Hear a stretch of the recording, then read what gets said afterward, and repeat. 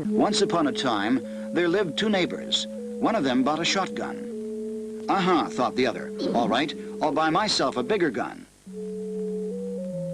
What could this mean, thought the first neighbor. I'll buy myself something bigger. By the end of the 1960s, the Soviet Union seemed likely to match America's nuclear arsenal. The two superpowers faced a choice: slow down their competition, the process that would be called Detente, or continue an arms race that could end in all-out war.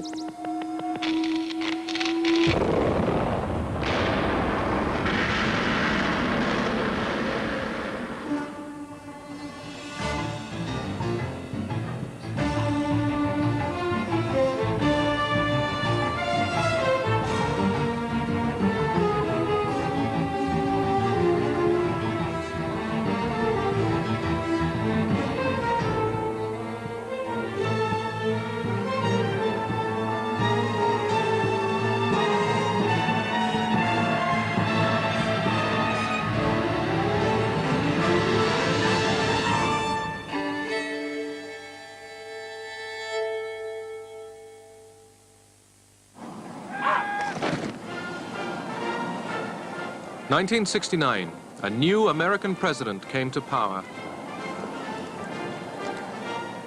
Richard Nixon had new ideas about how to make the Cold War less dangerous. He was ready to accept the Soviet Union as America's nuclear equal. When President Nixon came into office, the conventional wisdom of all the media and the people who thought of themselves as intellectuals was that he was a warmonger and that they had to moderate him, and we were under enormous pressure to start negotiations on trade, on salt, on a whole complex of things. This was not a foreign policy politician, particularly in his early years. He had gained notoriety and power, as you know, on the wave of the Great Red Scare, the great McCarthy period in American politics. He also knew, and this was very important, the bureaucracy.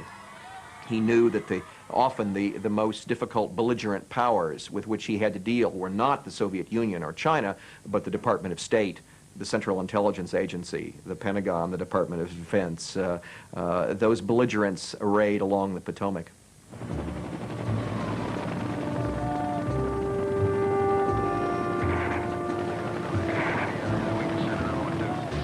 Although Nixon wanted to revise America's Cold War strategy, his first priority was to get American troops out of the war in Vietnam.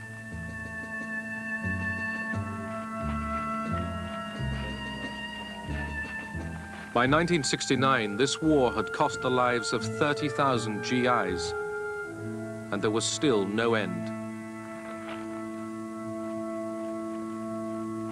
When I became Secretary of Defense, there were 550,000 men on the ground in Vietnam, another 1,200,000 in Asia in the Navy and the Air Force supporting this operation. It was a big war.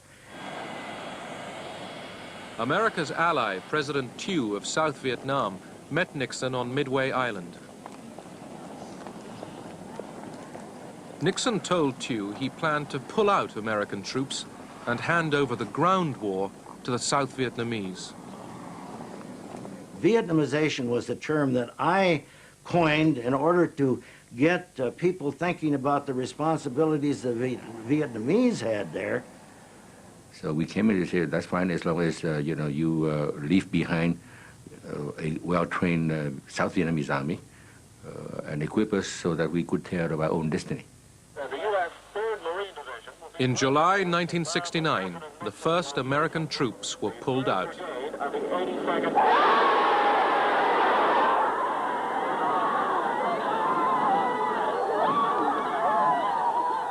Both Nixon and Kissinger knew what it was doing to our society, the controversy, the distractions, the financial costs, the terrible human toll in terms of lives lost and wounded, not only of Americans, but Vietnamese and others, and also the distractions from other foreign policy initiatives. It's one reason that Nixon and Kissinger wanted to open up with China and to improve relations with Russia, partly to try to bring pressure on the Vietnamese to negotiate a settlement, partly to show a dramatic forward movement of our foreign policy that we were not crippled and paralyzed by the Vietnam War. Hanoi had put on its own pressure with an offensive in the south. American generals proposed bombing North Vietnam's bases in neutral Cambodia.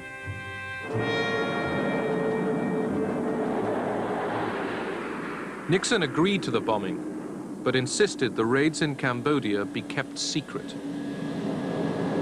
Doors open at 30 TG, coming up at 30 TG. Stand by to release. Ready now. Wrong side. Time, ready now.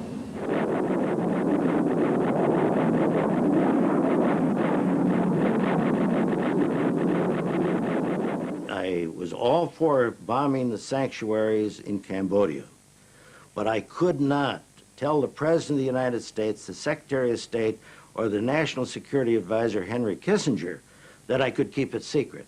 And I thought it would be a very bad thing if that came out at a later time. And I knew it would, because we had 12,000 people that had all that information, and you just can't keep secrets.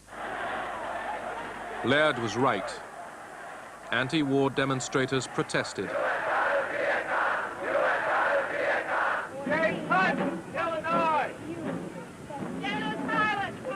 They called out the names of soldiers killed in Vietnam. Richard Nixon could look out the window of the White House and see a mob of people marching in the street, protesting the war in Vietnam, for instance. He could take a 3x5 card out of his pocket and take a look. And the polls showed him with the confidence of 75% of the American people. And he'd say, I'm not going to let those people in the street make foreign policy for this country. And so tonight, to you, the great silent majority of my fellow Americans, I ask for your support. I pledged in my campaign for the presidency to end the war in a way that we could win the peace. I have initiated a plan of action which will enable me to keep that pledge. The more support I can have from the American people, the sooner that pledge can be redeemed. For the more divided we are at home, the less likely the enemy is to negotiate. Nixon believed, I think correctly, that the opposition to the war was mostly about the draft and the casualties and not about the American presence. The Americans didn't care if we were bombing Hanoi. They didn't care if there were American airplanes around. What they didn't like was the fact that young American men were being drafted, sent to Vietnam, and being killed. The bombing of communist bases in Cambodia was no miracle cure.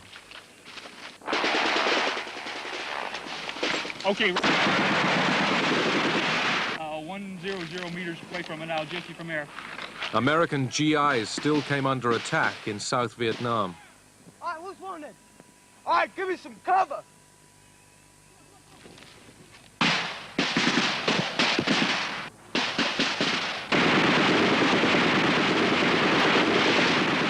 Can you move them? Okay, try to bring them back here. Remember to stop the bleeding. You gotta stop.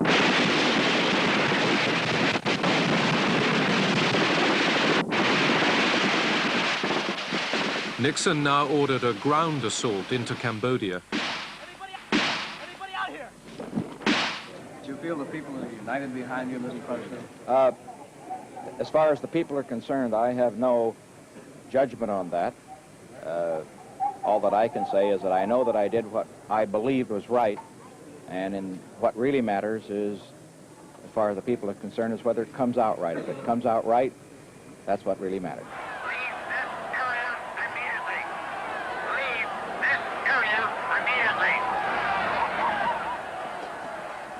Nixon's invasion of Cambodia produced violent protests on American campuses. Ready position.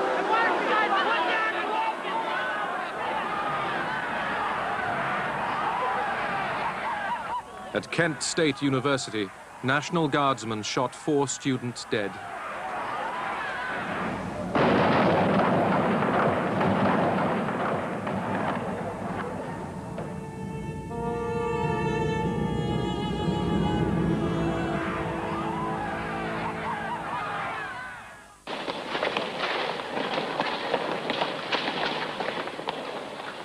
Every year, in the early spring and late autumn, the Soviet Army gets its new recruits. The forces are inconceivable without strong, agile men possessing stamina.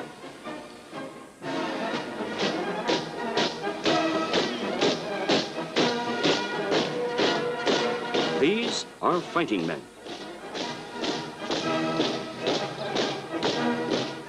Fighting men alone could not guarantee security. Soviet leaders wanted arms agreements that recognized their nuclear parity with America. They also wanted American understanding in their quarrel with China. The Communist Party chief, Leonid Brezhnev, championed relaxation of Cold War tension with America, the policy that would be called Detente. He was on his way to the very top of Soviet power. Brezhnev was a sincere person in many ways. He had been through the great patriotic war from beginning to end. He returned with the very strong conviction that he had to do his best to prevent war. This was illustrated every time he went to a collective farm or factory. He would ask people, "How are things?" And they would complain, but then they would say, "Well, we can put up with it as long as there is no war."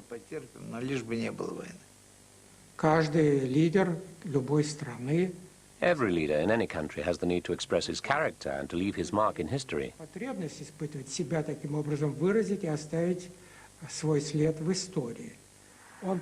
He wanted to become the leader of the Soviet government.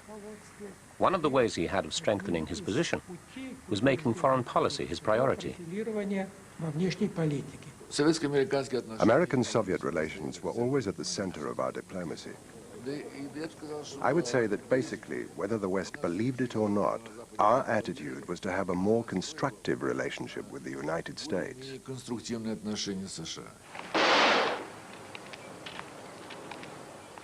In Europe, the Cold War showed itself most painfully in the Iron Curtain that divided the two Germanys.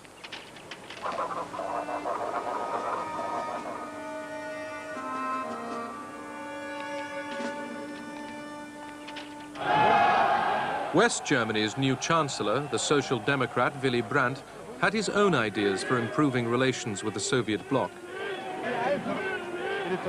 The Germans called it Ostpolitik.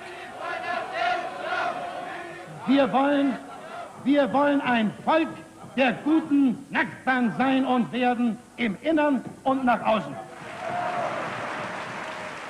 Der entscheidende Schritt, der das Ganze in Gang gebracht hat, The main thing that got the ball rolling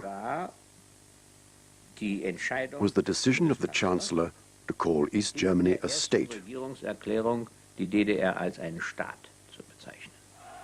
Das war, wenn Sie so wollen, This was a fundamental change in our position, unserer Position, die uns which led to fierce criticism from the opposition. erbitterte Gegnerschaft der CDU eingebracht hat. In Moscow, people were all ears. Moskau aber Aufmerksamkeit.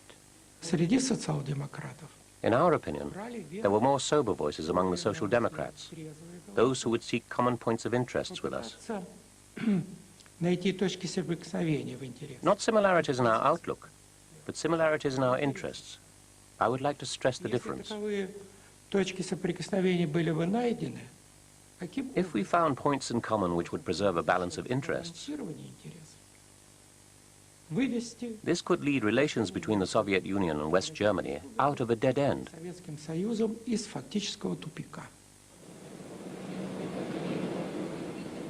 Willy Brandt became the first West German chancellor to visit East Germany.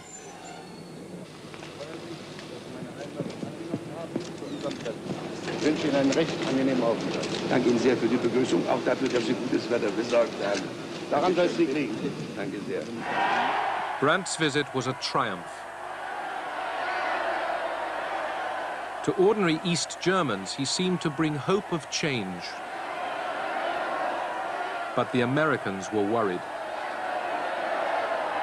My first reaction to Ostpolitik was concerned that it would lead to German nationalism, that if Germany operated on its own vis-à-vis the East, it would emphasize its own national concerns, if not immediately, then over a period of time.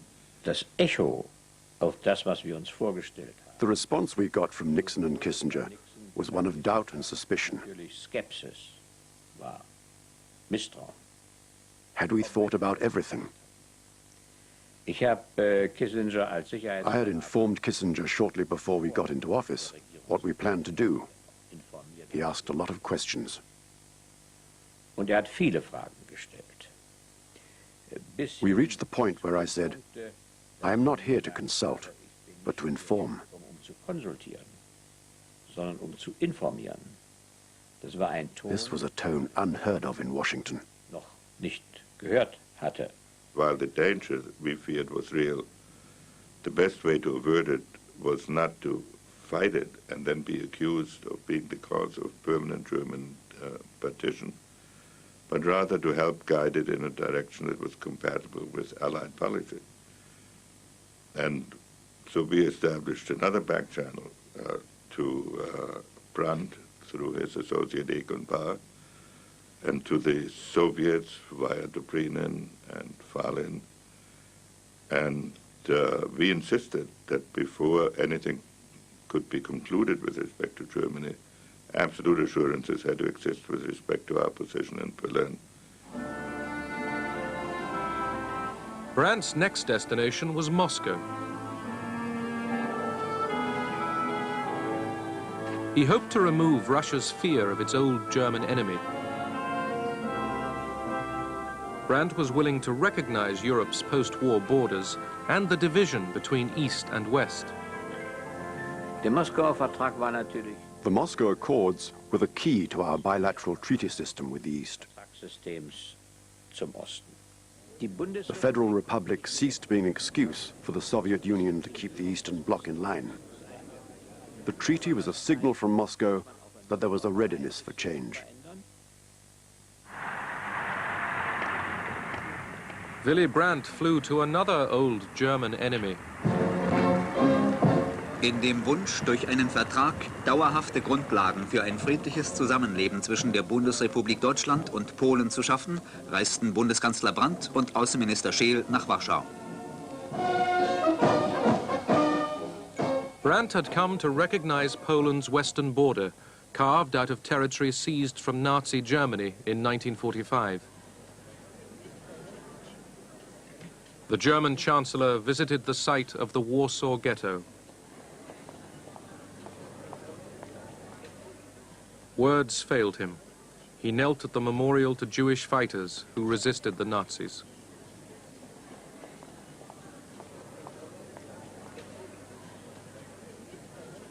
Brandt war, wenn Sie so wollen, ein Glücksfall. Brandt was a stroke of luck for German history.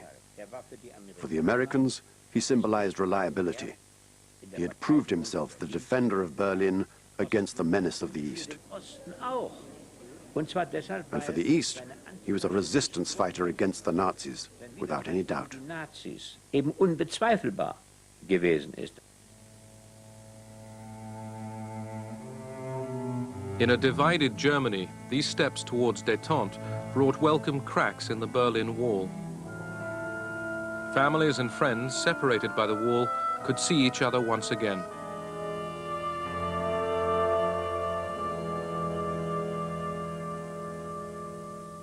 Okay, fine, we'll call you later. The architects of America's new approach to the Cold War were Richard Nixon and his national security advisor, Henry Kissinger. Henry was very temperamental, very bright, very territorial, very insecure. You could say the same thing about Richard Nixon. And they complemented one another a lot of the time. At the same time, they were rivals. They fought with one another. They fought not with one another, but behind one another's backs. They were devious. The embassies, so basically what is happening... The two men preferred to work in secret. Through back channels, they set up summit meetings in Beijing and Moscow. But we have a variety of independent sources also. Yeah, I know. None of them reliable. None of them totally reliable. That's right. Nixon and Kissinger wanted the summits in China and the Soviet Union to help America get out of Vietnam. They also hoped to bring China into their diplomatic game. The principal reason for seeking a rapprochement with China was to restore fluidity to the overall international situation. If there are 5 players and you can't deal with one of them, this produces rigidity. Secondly, we wanted to demonstrate to the American public that Vietnam was an aberration, that we had ideas for the construction of peace on a global scale. Soviet leaders were alarmed after Kissinger, and then Nixon returned jubilant from China. Not only have we completed a week of intensive talks at the highest levels, we have set up a procedure whereby we can continue to have discussions in the future. We have demonstrated that nations with very deep and fundamental differences can learn to discuss those differences calmly, rationally, and frankly, without compromising their principles. It was a great scare for our leaders, who decided that an anti-Soviet coalition was being formed, which included not only America and NATO, but also China. We felt we were being surrounded. The Moscow reaction was that a summit which we had tried to achieve before the trip to China, and in which they had been stonewalling us and tried to use it to, well, to put it kindly, blackmail us into untoward concessions, or concessions we thought were untoward. Suddenly, they agreed to the summit, and it unfroze our relations. In March 1972, North Vietnam launched a new offensive in the south. Nixon responded with more air attacks.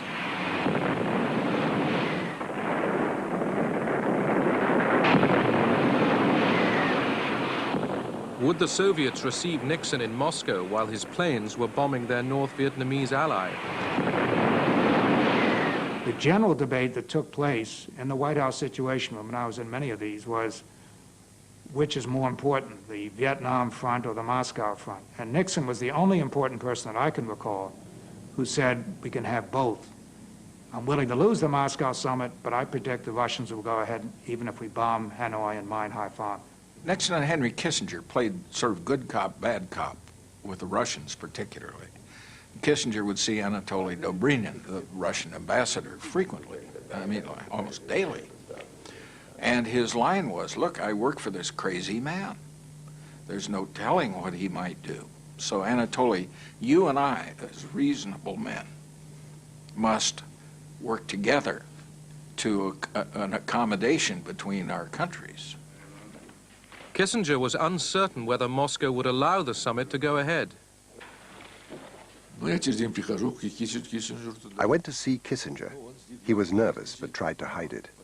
He said jokingly, "Okay, let's have a bet," because he knew I had a piece of paper with the official Soviet reply. He said, "Let's bet whether I can guess the answer." So we bet a crate of champagne.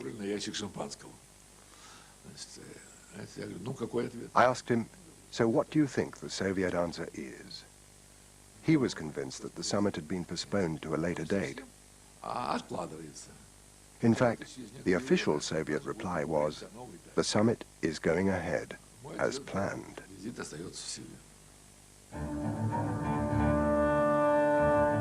May 22nd, 1972. Richard Nixon became the first serving American president to be received in the Kremlin.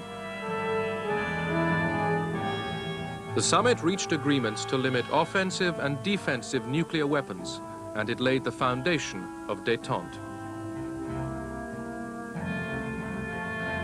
For Brezhnev and Nixon, this was the most dramatic proof yet of the new relationship between their two countries. But first, the Soviets had to make their point on Vietnam. President Nixon, Dr. Kissinger, myself, and one other officer, 4 of us, went out to Brezhnev's country dacha. And there we saw Brezhnev, Kosygin, Podgorny, and the National Security Advisor on their side, 4 and 4. We sat for 3 hours in a dacha in which each of the Russian leaders took an hour to blast the United States for its Vietnam policy, absolutely attacking Nixon and the United States. Nixon knew what they were doing, namely they were writing a transcript to send to Hanoi. So he listened patiently, didn't get overly argumentative, basically just took it. After 3.5 hours of the Soviet diatribe, sort of a tag team match among the Soviet leaders, we then went upstairs for dinner, and the entire mood changed. Brezhnev broke out the vodka. There was singing and jokes and toasts. And then later that evening, Kissinger went back, I believe with Gromyko, and did some more negotiating on arms control. The atmosphere was very good, even friendly. We were quite aggressive in view of Nixon's actions on Vietnam, but we made sure it didn't overshadow the summit, because the issues that Nixon was going to raise had already been agreed through the confidential channel. These were very important nuclear issues. All the members of the Politburo knew that the text of the treaty had already been agreed. Nixon knew that too from Kissinger. So, if we gave in to our emotions, we would ruin everything that had already been achieved. The President of the United States. The American Congress gave Nixon a hero's welcome.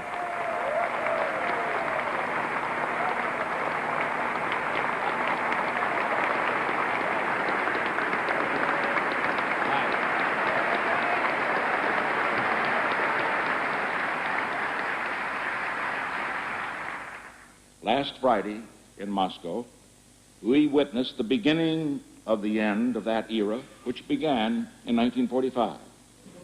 We took the first step toward a new era of mutually agreed restraint and arms limitation between the two principal nuclear powers. With this step, we have enhanced the security of both nations. We have begun to check the wasteful and dangerous spiral of nuclear arms, which has dominated relations between our two countries for a generation. We have begun to reduce the level of fear by reducing the causes of fear for our two peoples and for all peoples in the world.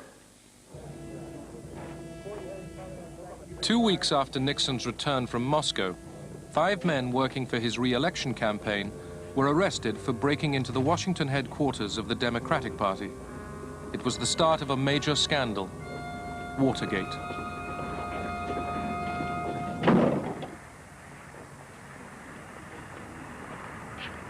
As election day approached, Kissinger returned from one of his many negotiating rounds with the North Vietnamese.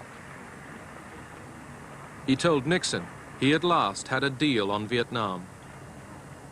The North Vietnamese negotiator, Le Duc Tho, presented to Dr. Kissinger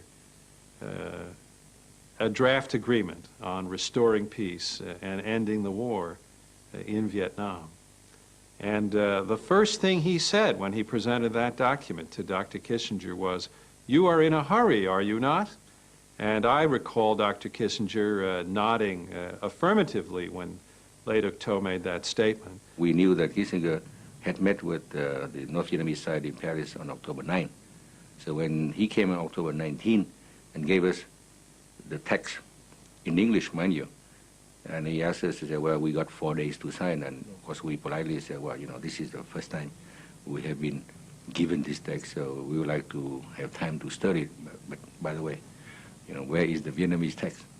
When I see the widows, the orphans, when I see so many tombs, so many sacrifices for the freedom and liberty of Vietnam, I reaffirm again that the whole people of South Vietnam will resist again any peace which demand the rendition of South Vietnam and which will give the South Vietnam to the communist aggressors. I have great sympathy for Thieu.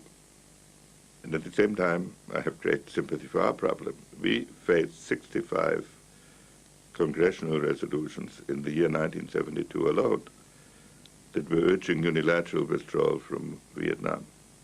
And Mr. Kissinger said, well, if you sign this, we're going to bring peace, and it will be, South Vietnam will be developed, people will be happy, at which President Thieu said, listen, we have the interest and the future of our country. We are not looking for Nobel Prize.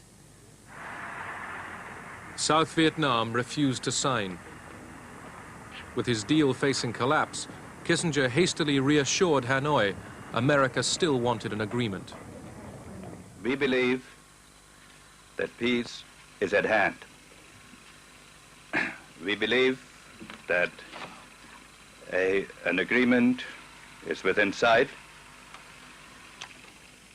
It is inevitable that in a war of such complexity, that there should be occasional difficulties in reaching a final solution.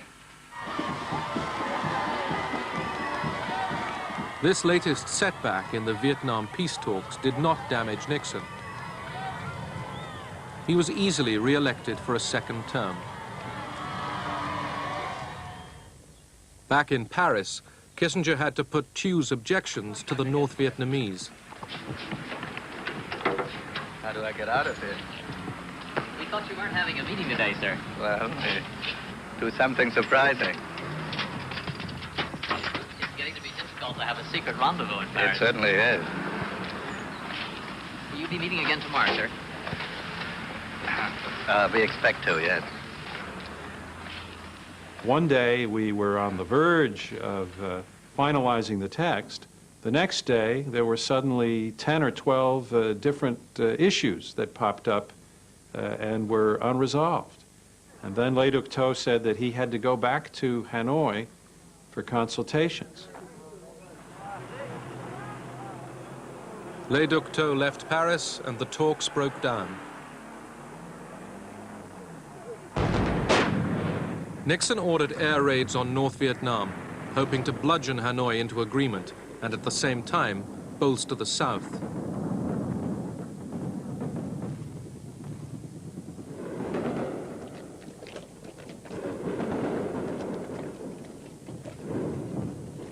Over 12 days, Hanoi and Haiphong came under the most sustained bombing campaign of the war. The bombing served its purpose. North and South Vietnam were ready to agree to the deal that Kissinger put together.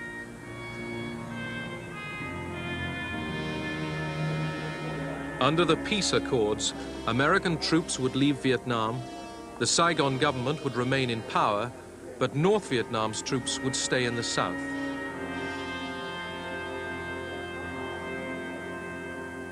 Nixon called it peace with honor.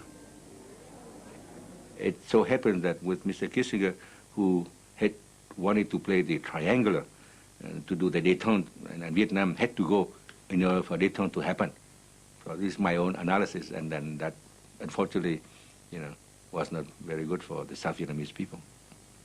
Good evening. The biggest White House scandal in a century, the Watergate scandal, broke wide open today. The Attorney General, Richard Kleindienst, has resigned because, in his own words, he had close personal and professional associations with people who may have broken the law. The two closest men to the president, H.R. Haldeman, his chief of staff, and John Ehrlichman, his chief domestic advisor, have resigned. Last week, both men were fighting hard to keep their jobs. We had a great staff system in the White House for dealing with crises. We didn't apply that system to Watergate. I think part of the reason was we didn't consider it a crisis. It was a very small potatoes episode. I had no prior knowledge of the Watergate break-in. I neither took part in nor knew about any of the subsequent cover-up activities. I neither authorized nor encouraged subordinates to engage in illegal or improper campaign tactics. That was And that is the simple truth. Regardless of Watergate, the process of détente continued. Brezhnev came to America for a second summit with Nixon. In California, the Soviet leader partied with Hollywood film stars.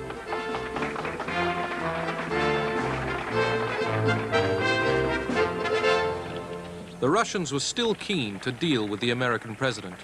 До нашей встречи с вами мы уже потратили не один час для деловых разговоров.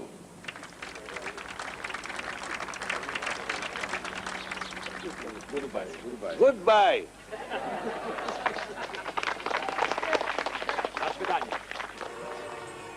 In spite of Nixon's denial of guilt over Watergate, he was accused of obstructing justice and faced impeachment by Congress. In August 1974, Richard Nixon, the man who took America into détente, gave up the fight and resigned.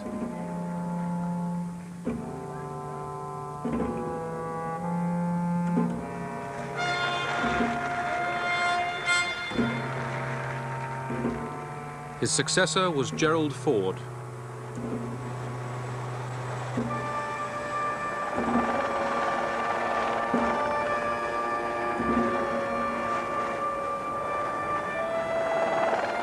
The Soviet leadership was astonished by Nixon's downfall. They thought, how could the most powerful person in the United States, the most important person in the world, be legally forced to step down for stealing some silly documents? It was so contrary to the mentality of the Soviet leaders that a person in such a senior position could be removed by legal means. They simply couldn't understand it.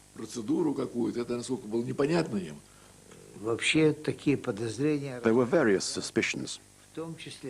One of those suspicions was that it was done deliberately by the enemies of rapprochement between America and the Soviet Union.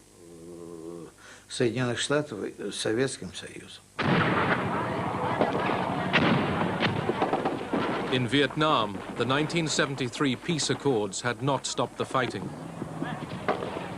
By April 1975, South Vietnamese troops were struggling to defend Saigon against Hanoi's final offensive. They could expect little help from the Americans. The Congress of the United States refused to supply the kind of military assistance that was necessary to keep the South Vietnamese military forces strong. South Vietnamese who had fought and worked alongside the Americans against the communists besieged the U.S. embassy.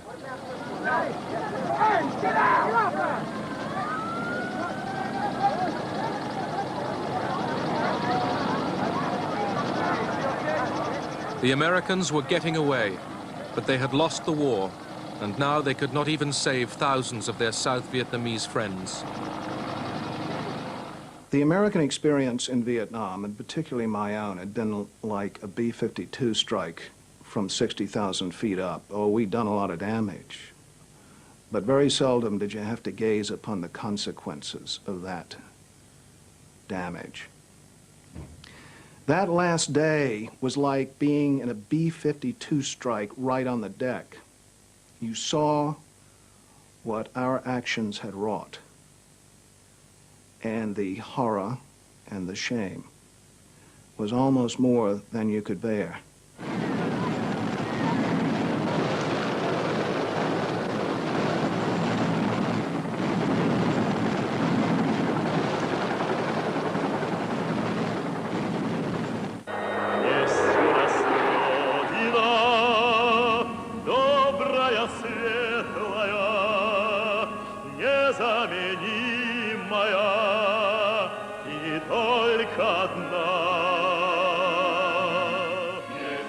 The Soviet Union proclaimed itself confident.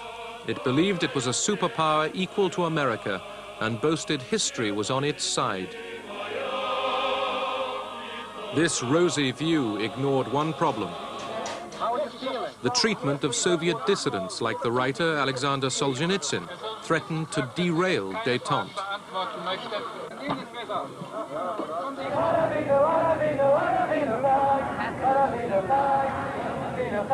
Mr. Kendall?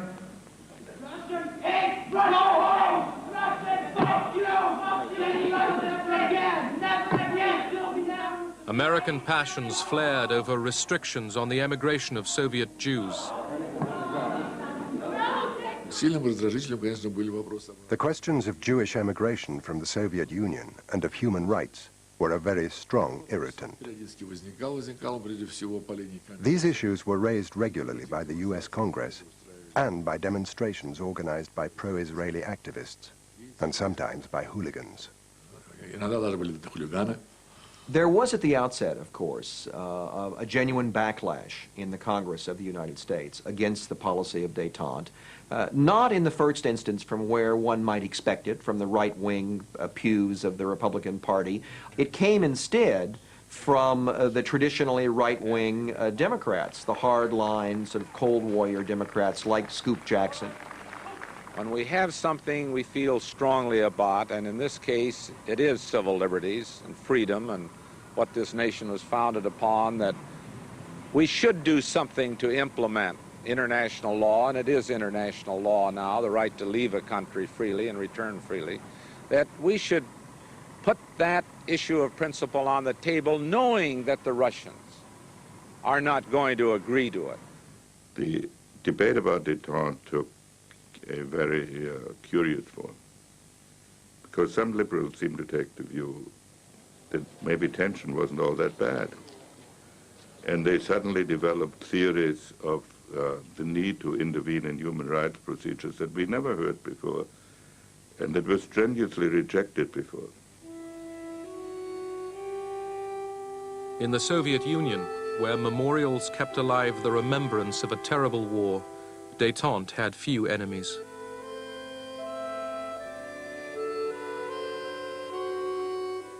Soviet leaders hoped to guarantee their country's status and security with a treaty to be signed in Helsinki, which would recognize the post-war division of Europe. But this treaty had a stumbling block: human rights. The members of the Politburo read the full text. They had no objections when they read the first and second articles. When they got to the third, humanitarian article, their hair stood on end. Suslov said it was a complete betrayal of communist ideology. Gromyko then came up with the following argument. The main thing about the Helsinki Treaty is the recognition of the borders. That's what we shed our blood for in the Great Patriotic War. All 35 signatory states are now saying these are the borders of Europe. As for human rights, Gromyko said, well, who's the master of this house? We are the masters of this house, and each time it will be up to us to decide how to act. Who can force us?